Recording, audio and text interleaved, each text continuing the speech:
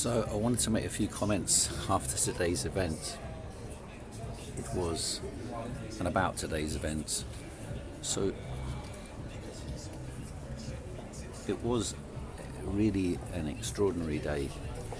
There were, I can't tell how many, but because I when I got to the Bastille, which was the original meeting place for the demonstration, it was vast. I mean, the thing went from the Bastille, which is a huge square anyway. You look backwards in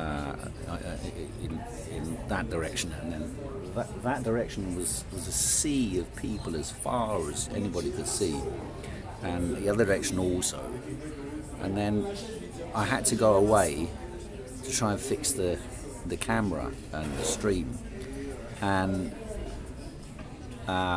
I was away for about 35-40 minutes, maybe a bit longer, and I came back and it was just a mass of people for miles and miles and miles, a sea of humanity, large numbers of trade union or syndicate representation. There were, and this was the issue that a lot of people had spoken about, was, are the youth on board? You know, will the young people take to the streets? And by the young people, it's not adequate for it to be students, you know, because we saw the way that students were, university students were like pliant during the COVID regime. There were large numbers of school students, lycée students, in very militant delegations, singing and chanting and enjoying themselves. Lenin used to say that revolution is a festival of the people. I can tell you that's what it was today. That's what was going on today. It was an explosion, if you like, enhanced by the fact, peculiar enough, of all the madness of the last few years. Suddenly this explosion of joy and energy and collectivity found an expression, you know, and that's the issue. One of the political figures I used to have a lot to do with, he used to quote from Archimedes, I think it is. Actually, it's Trotsky's quote from Archimedes. Give me a fulcrum and I will move the universe. Give me a point of reference, a focal point on which I can move something and the entire world will change. And that, I think, is what we saw today. A genuine awakening of the people, of the masses. And I don't think there's any I don't think Macron has got a leg to stand on now. You know, those robo-cops he mobilized, you know, I mean, yes, they can fire tear gas, yes, they can block off streets, yes, they can push people back, and all over Paris now there are conflicts going on. But these, I don't know how many, million, maybe more there was there today. You can't defeat them by a few robo-cops. And that's the key issue. I understand there's other countries where there's similar events taking place in a way, but France is always is the weather cock indicating where things are going. So a glass to that. I'm very hopeful now. You know, I mean, you know, there were some people, some particularly this black bloc brigade wearing masks, you know. But in each country they're different, you know. These people are different. In France, there's always been a sort of anarchistic tradition, which has often been quite positive. And the Gilets jaunes, don't forget, they were not the archetypal lefty anarcho. They were the grassroots people. And they shifted the balance, you see, on issues that were supposedly like climate change, you know, supposed to be against petrol, but they shifted the left to be forced to side with them, and so I'm feeling very positive that this is a coming together of all the movements from below. That's the point. Just on an issue, what's the issue? The issue is a classical capitalist attack on working people to drive down their living standards by extending their working life. And it's an attack which represents an attack across Europe, an attack globally. And the result was the unleashing of all the pent-up tensions and demands and anger.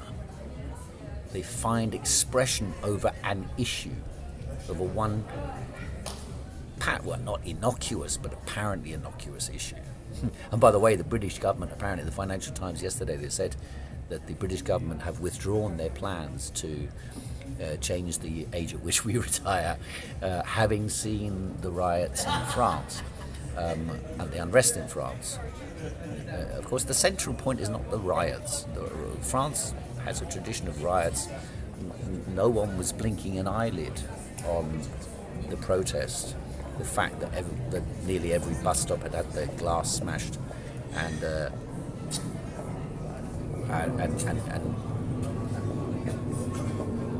piles of rubbish were set on fire. No one was blinking an eyelid. No one was screaming about it, complaining about it, saying, screaming that they're anarchists and rioters on the streets. And so, what's going on is the reawakening of the working class in the country where they have a fluidity in this question, but where the workers are organised. And so the combination of mass protest, and this was a sea of people, literally a sea of people, brought tears to my eyes to see the young people. And we're on the march, We're on the march, and they won't be able to stop it. And these goons, the Macron, the Justin Trudeau's, Jacinda Ardern, and all these people who thought they could rule the world however they like, and force people to behave the way they want, and impose their rules on humanity. Their days are numbered.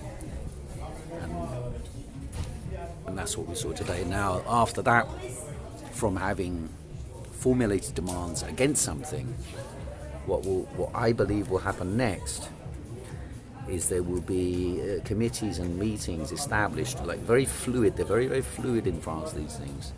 There will be meetings of the masses, bringing together these, coordinating the organizational struggles, the strikes, the demonstrations, the protests, the occupations of the universities, the schools, and so on. And they will bring their own demands, both inside their own workplaces and inside their communities. And that is the awakening. That is a revolutionary awakening. I thought I got it wrong. Like I said, when I got here this morning, I was thinking, it looks very calm and quiet, and there's a larger number of people wearing masks here than in England, and I didn't see much going on. And then when I got to the demo, poof, extraordinary. So if any of you get a chance, like I did this week, I spent a couple of quid to get the ticket, do so, because this is going to roll until Macron's head, not physically, but metaphorically, until his head rolls. And right back in history, when France goes, it sparks international contagion. So that's my message of joy and message of hope today. Thanks.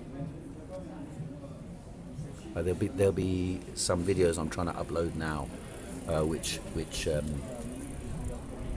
I'm just converting them into video, into a smaller video file, and then I'll upload it to YouTube a little bit later on, so you get a full sense of the demo, because the stream was breaking up all the time, and I made some video recording separately, which will be of much higher quality than what you've seen this mess up today. Okay, so that should be on in about an hour or so.